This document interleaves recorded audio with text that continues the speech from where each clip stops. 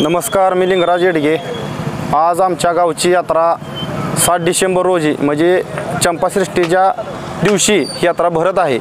आजपासून 14 तारखेपर्यंत मोहोदगावची यात्रा ही भरणार आहे। आज गावातून सबिना खंडोबा देवाचा निघाला। आज संध्याकाळी वाघ्या मुरळीचाही कार्यक्रमाचं आयोजन केलेलं आहे।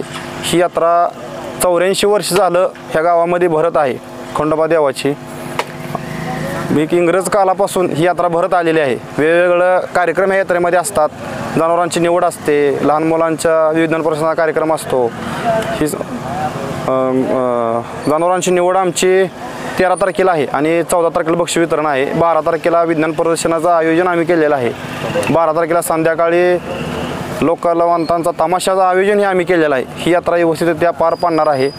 ह्या यात्रेमध्ये आम्ही पोलीस चौकीचं हे आयोजन केलेलं आहे की जेणेकरून ह्या यात्रेमध्ये कुठलंही गालबोट लागू नये, कुठल्याही यात्रेकरूला त्रास होऊ नये, यासाठी आम्ही API साहेबाशी PI साहेबाशी बोलून यात्रेमध्ये पोलीस चौकीचंही आयोजन केलेलं आहे।